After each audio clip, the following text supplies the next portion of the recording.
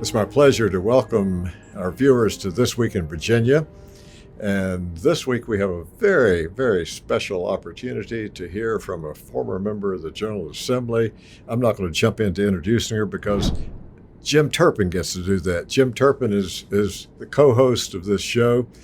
Jim's been around Capitol Square in Richmond since 1976 in every conceivable role of working with the House aide, Senate aide, a caucus director, a trade association executive, a lobbyist, and somewhere along the way even had time to make some wine over in Nelson County. And Jim is a member of the board of Virginians for Integrity in Government, an organization that was active years ago but now has reactivated for the purpose of creating oral history by having the opportunity to talk with people that we know from the past. And Jim, with that introduction of you, I will defer to you to introduce the special guest who's sitting right to your left, the Honorable Karen Darter. I got to say her name, but now you get to introduce her. Okay, thanks, David. Our guest today is Karen Darter. Karen represented Arlington in the General Assembly from 1991 until 2014. And through some interesting times and changes, and that's what we're gonna evaluate, or that's what we're gonna go over today. So, Karen, our first question, particularly given the times, you had a different path that had been the traditional route to the General Assembly in the early 90s. Walk us through how you got to the General Assembly by way of Jamaica. Oh, then that sounds very interesting, doesn't it?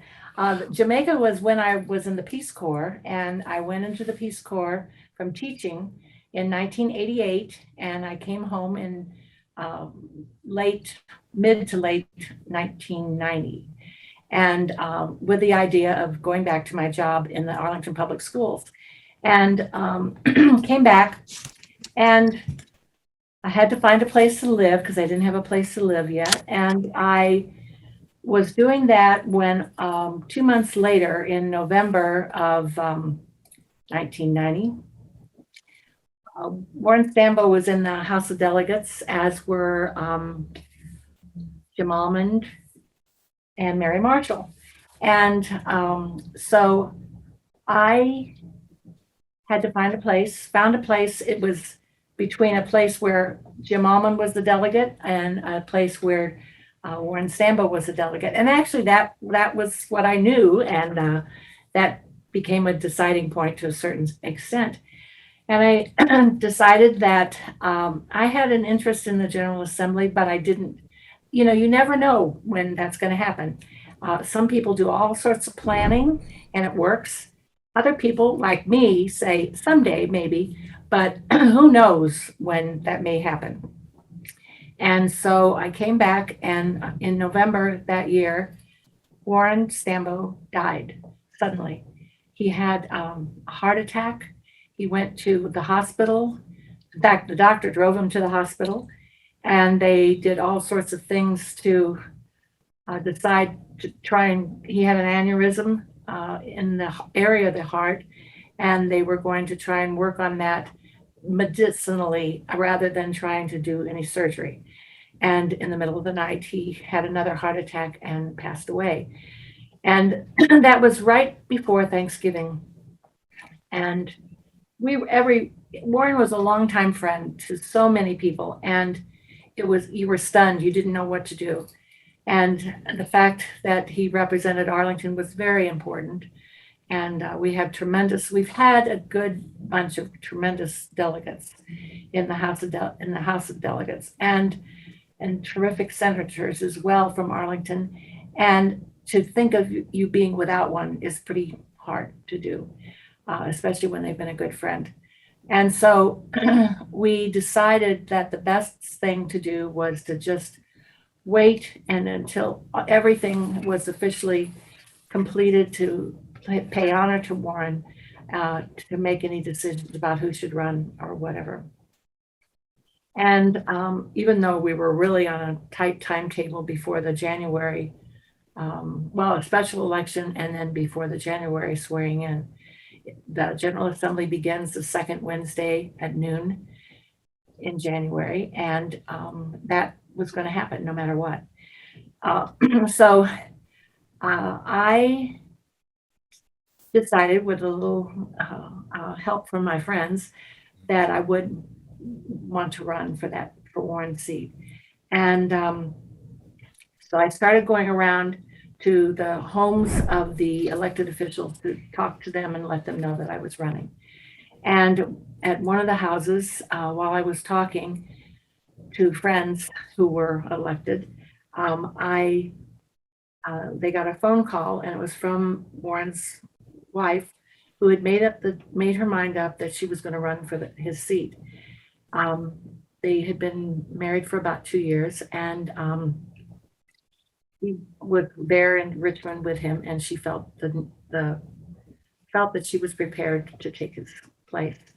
And my immediate response was, if this is going to happen, then I don't need to be the candidate.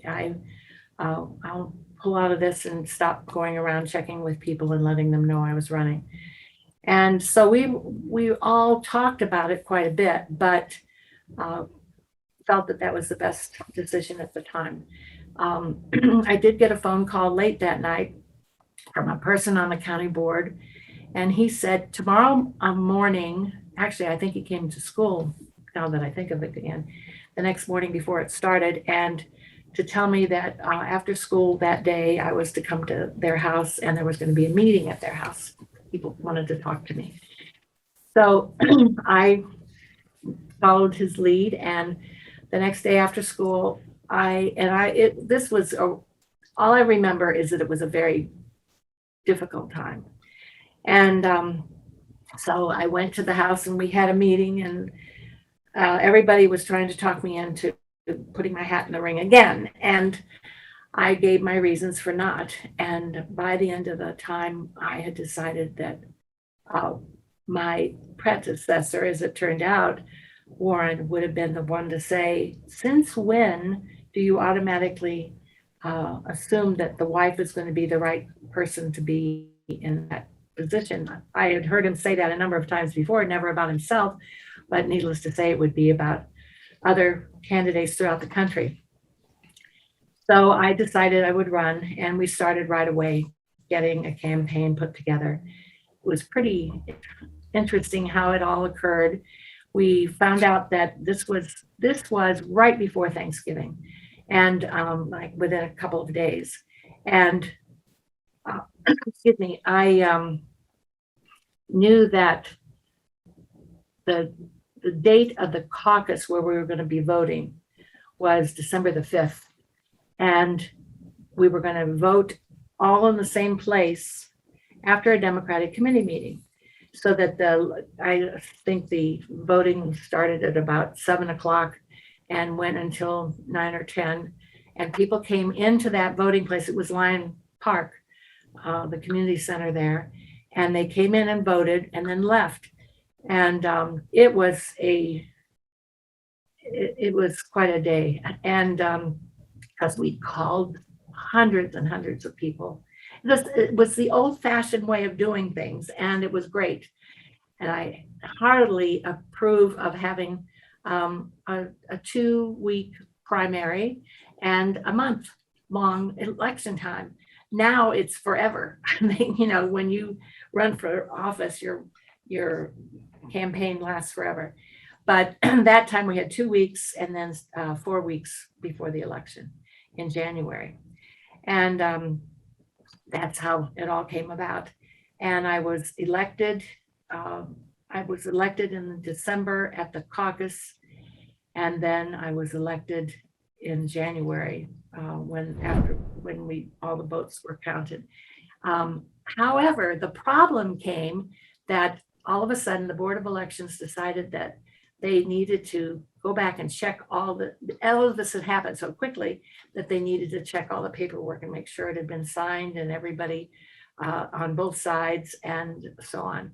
So that's what happened. And it held it off until about the 16th of January. The rest of the group was sworn in, I think, around the 12th of January.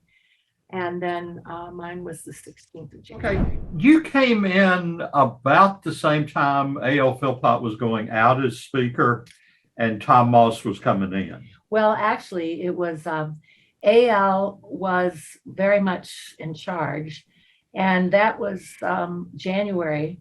He died in September. Okay, So that he got through that next session. okay, And then between some of the meetings, because it was also redistricting time. Ever heard of that? And so that we were back in Richmond every month for the redistricting meeting, and to try and develop who was going to be on the ballot in the fall. And so that was going on, but we also were trying to decide who would be the speaker, and we were doing it with the idea the speaker would take office probably in January. We wouldn't try to do it before then. I had to go to the speaker to talk to him about assignments in committees.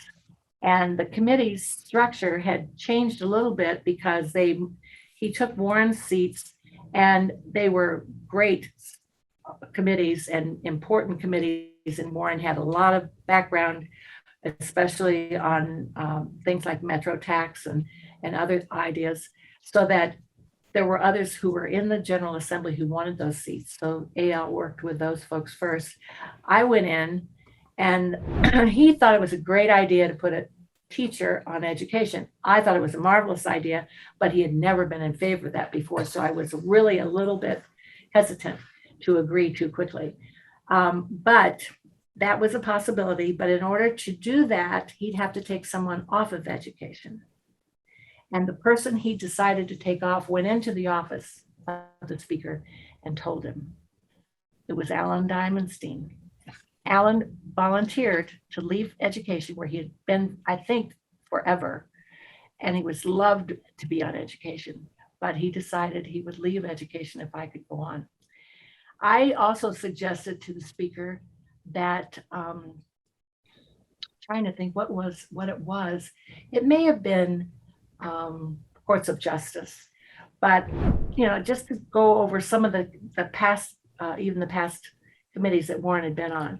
And he said, no, I don't think we can do that. We like to have just lawyers on courts.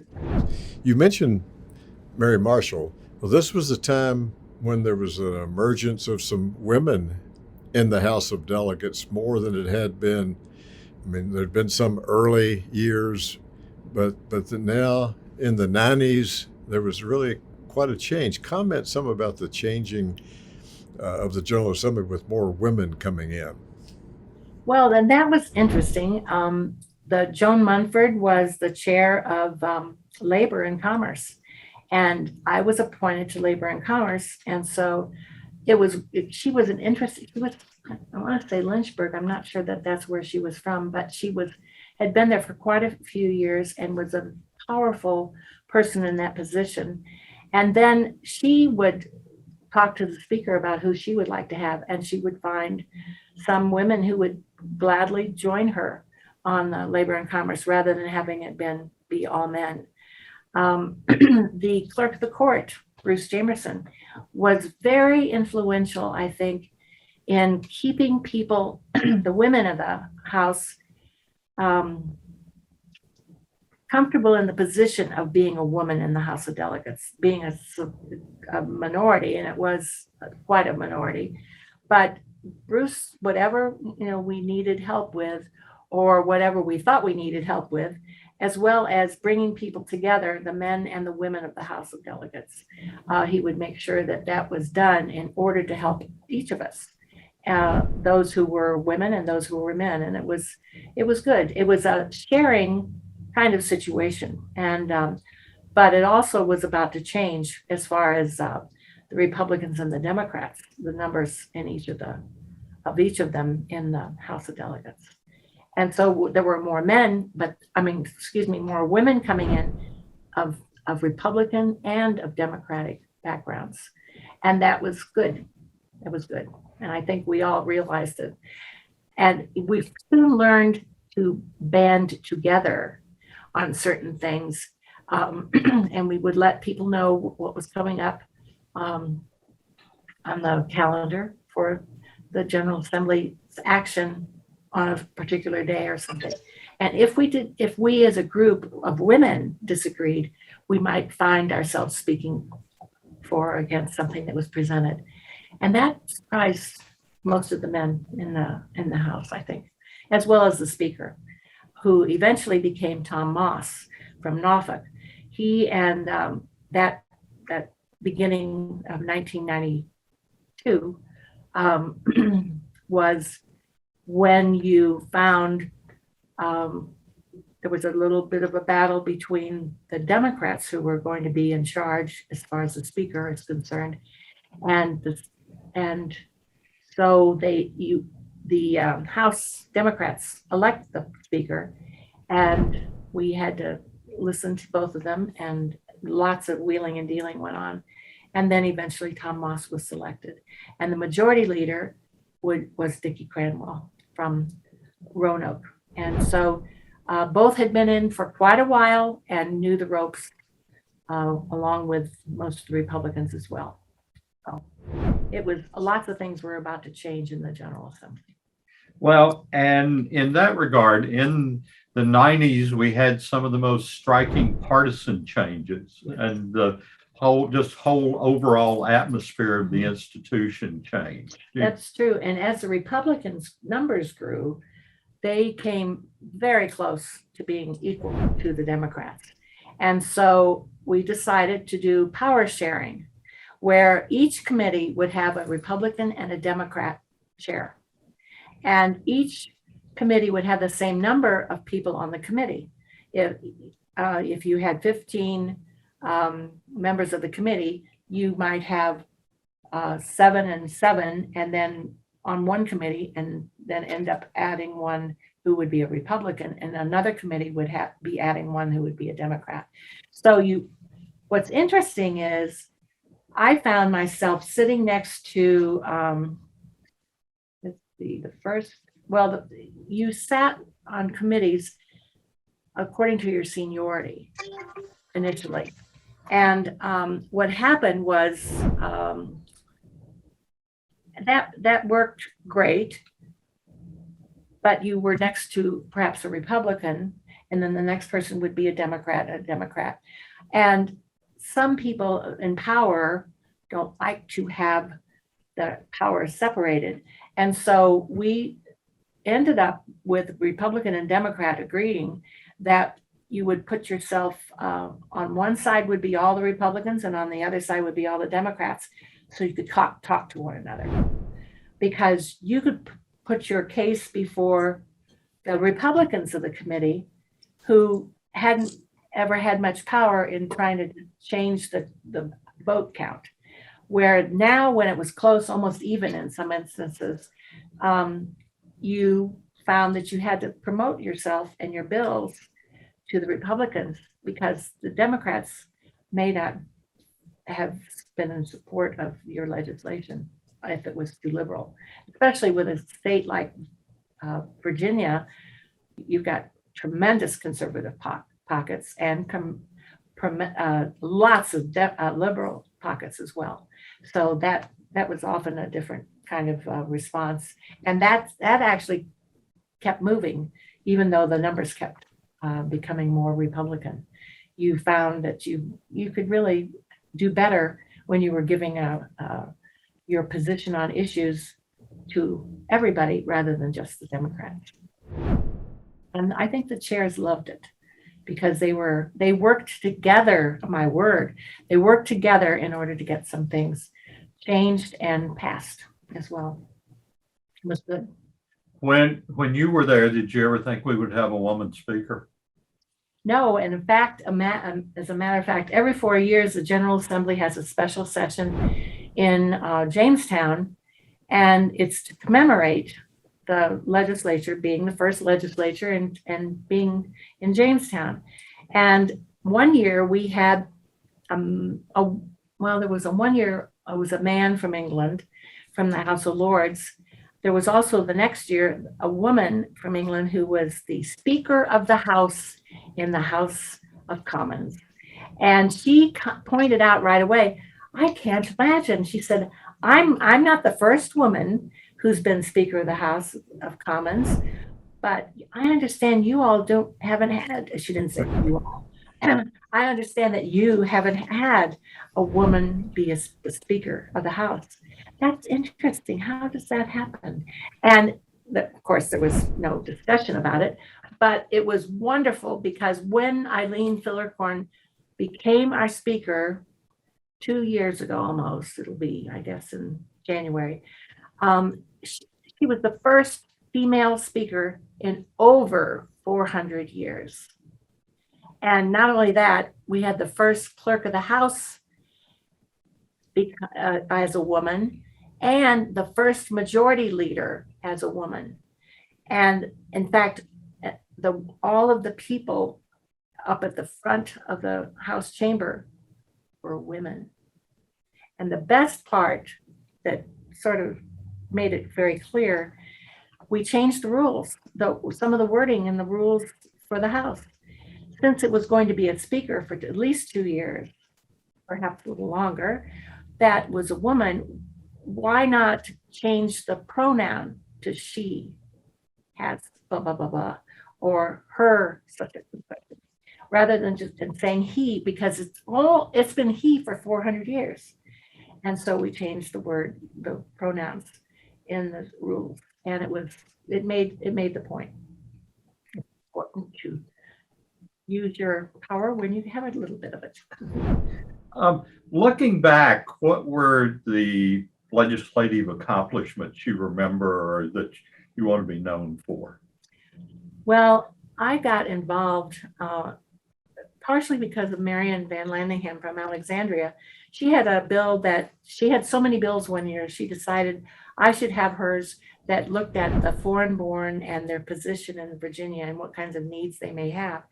And we did a study. We did a immigrant council, actually. And Warren Berry was from the Senate, was the chair of the committee, and I was the vice chair in the House, for the House. And it was just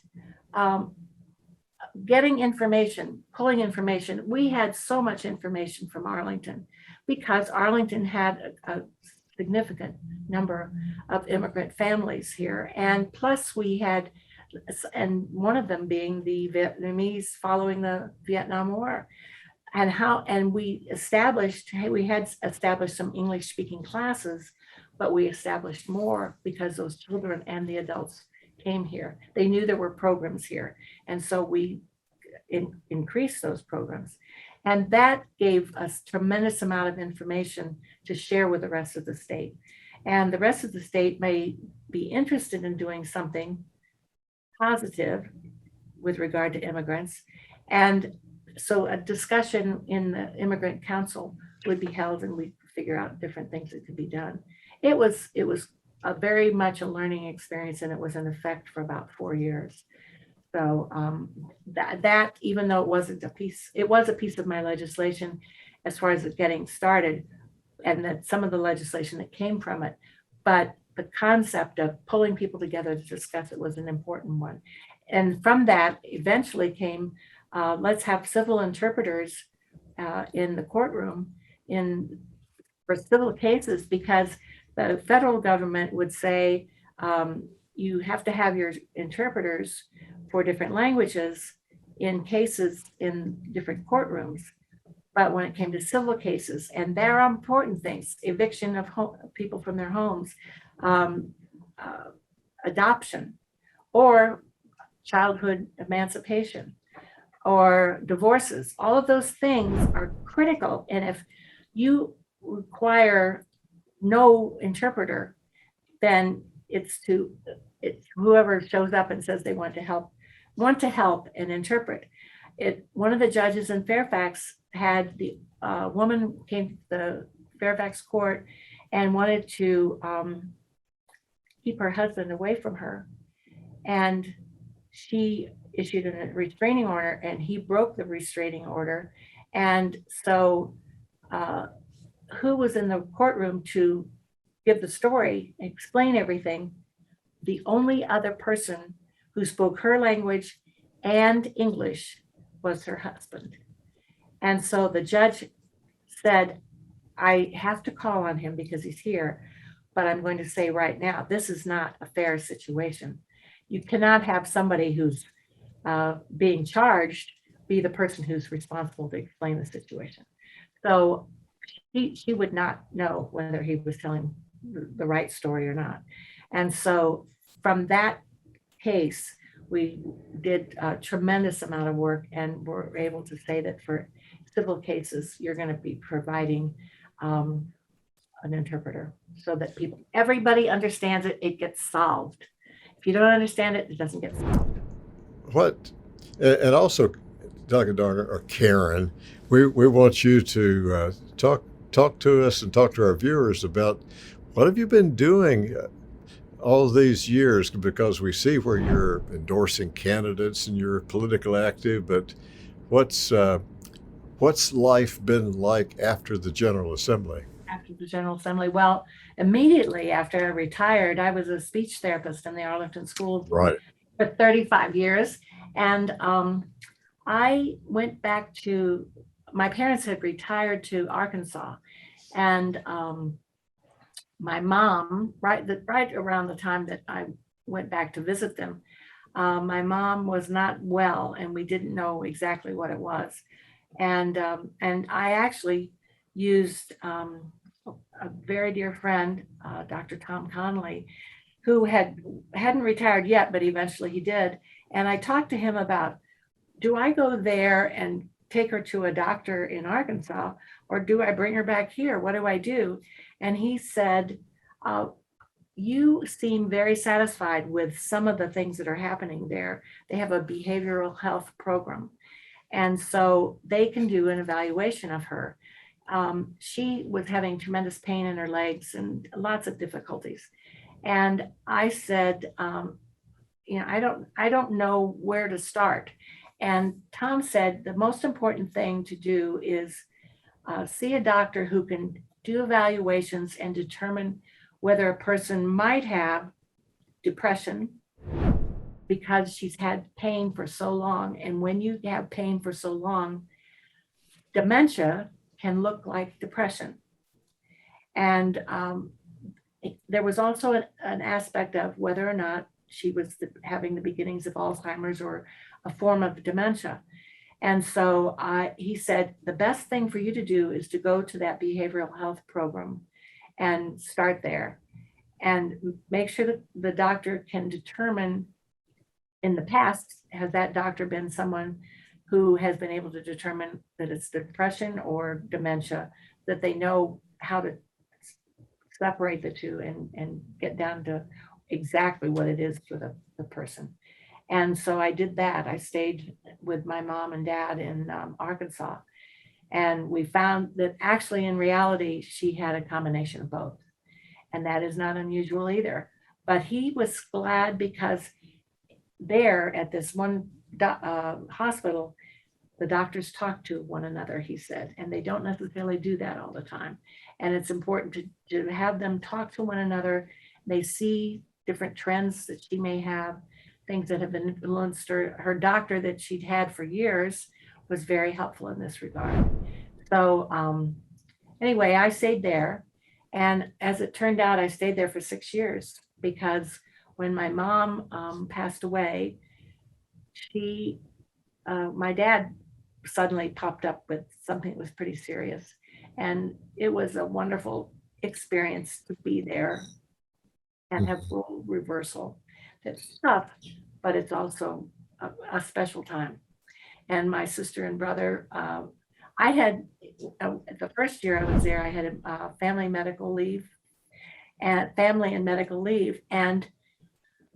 that was fantastic. And I was very pleased because it had been something the General Assembly had passed while I was there. And it was Arkansas that Bill Clinton came from, and he was the president who put forward that legislation that passed nationwide, but it also had to pass with certain respects in each individual state. So that my dad would say, how can you come here and be here? And it works that way. And it's so amazing. I can't believe it. I say, you can thank Bill Clinton, Dad. So, and of course, Arkansas was a different state then. But this is really, it was wonderful to be able to use that leave for the first year and be able to, when I needed a break, my sister would come from Seattle, Washington, and she would use her family and medical leave in little chunks. You know, she'd come for 2 weeks to sub for me or whatever, and it worked so well. But then you end up, right now in Virginia, we're talking about paid family and medical leave essentially. And that is such a different concept, but it's a concept that is, whose time has come if we work it out together. And I'm so proud that the experience I had in that situation opened my eyes to some of the things that I'm hoping that Virginia will be able to take advantage of.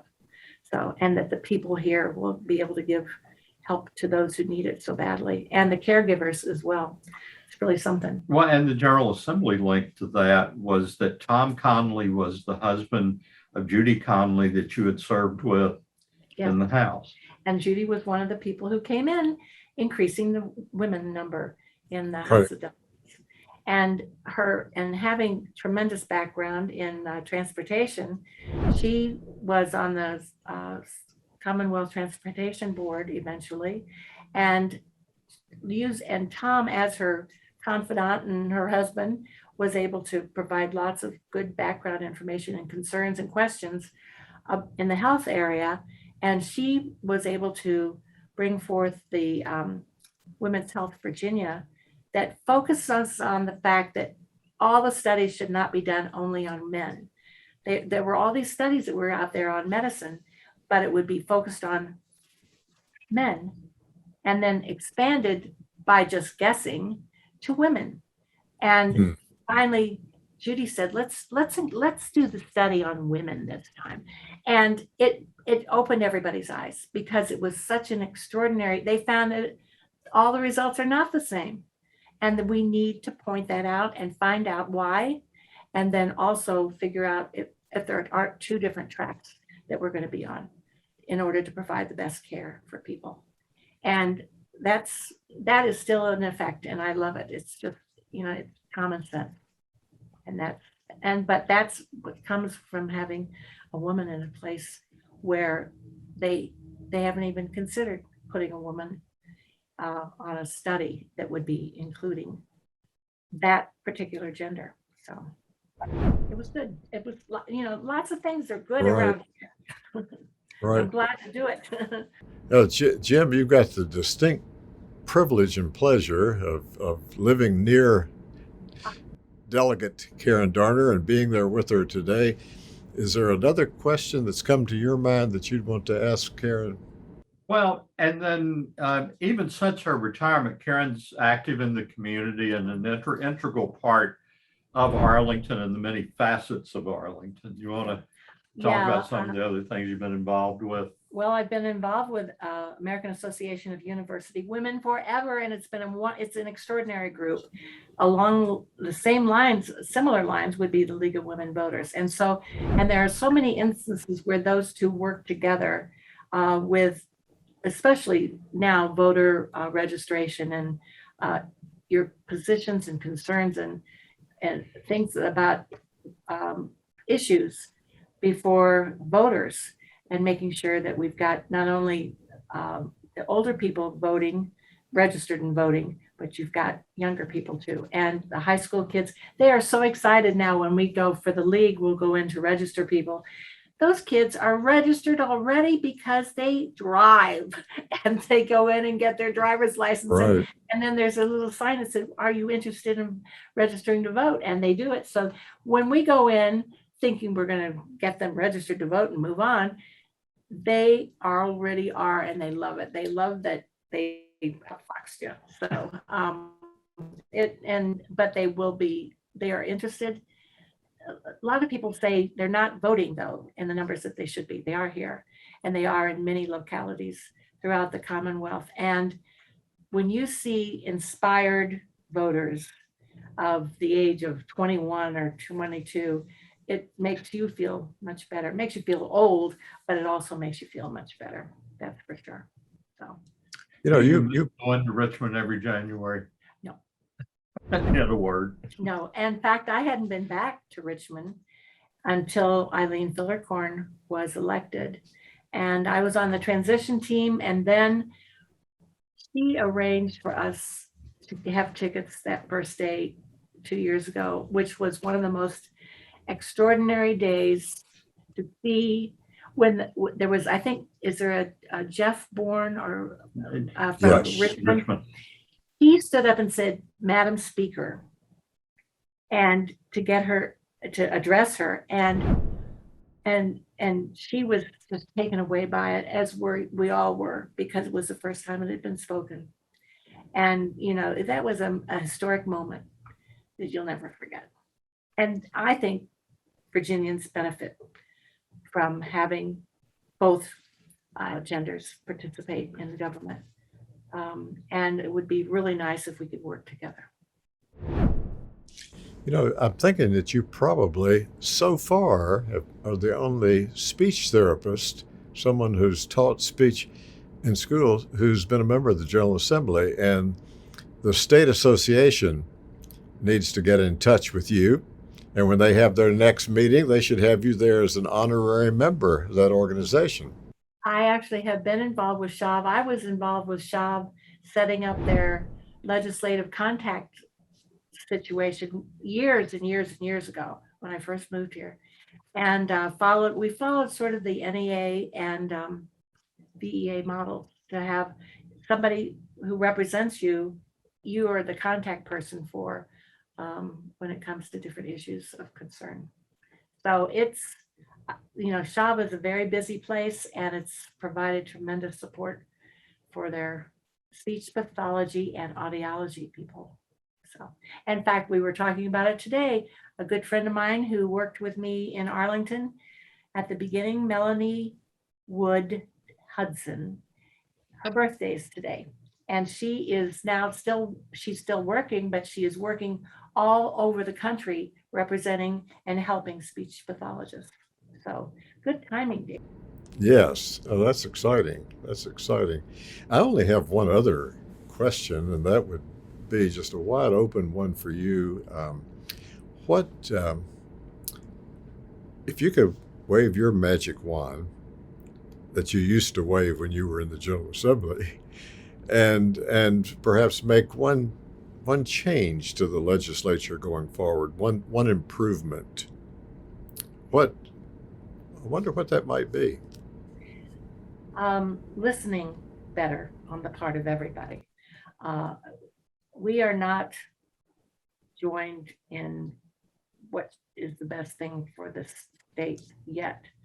And a long time ago, my first day visiting the General Assembly was, I was helping one of the delegates with some legislation, and I went to a public hearing on collective bargaining.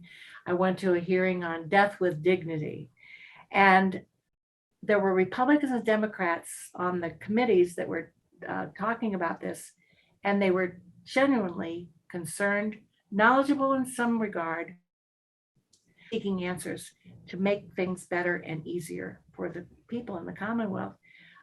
We've done a lot of that, but we also fight, or we don't talk to the other side as much and as well as we used to. I think it was a camaraderie that you joined hands and you went forward on things. There's a book called The Last Great Senate, and it talks about a time when Robert Byrd and Frank Church, Everett Dirksen, Howard Baker, they worked together to get things accomplished. And Frank Church, I remember Frank Church and just thinking he was the most ethical person I'd ever seen. And he said to this group of senators one time, I can't vote for that. I'm not sure I'm in favor of it, but I also know that it will be the end of me in the Senate. I will not be reelected. And then as things went on, he decided that he was going to help them a little bit because there were things that would make that bill better. And he would even be close to approving it. And so he joined in. And you kept thinking, he can't be defeated because of this. And in reality, he was defeated. But also in reality, he voted for it. And because he felt some of the things that he'd done to that legislation made it better. And that's, when you look at things that happen in Richmond and in Washington, D.C. right now, it's not that that you see. It's not that you're proud of. And you don't feel relief. You're scared to death. And that I would love to have be a change so that they worked together and they were happy about it. I think all three of us come from a time when everybody got along a lot better. Yeah, I think so too. Yes. Now, That, granted, there were a lot of things that were not good, and I was traveling that road also simultaneously now with civil rights issues in particular. But I think that would have been an issue that we could have worked on together much better than we did in Richmond, and definitely better than we have been lately across the river. And I still believe strongly that it's possible. And I think Joe Biden does too. Oh, Delegate Karen Darner, it is so great to see you, to listen to you, to be with you even from this distance. And I just thank you so much for being a part of this show.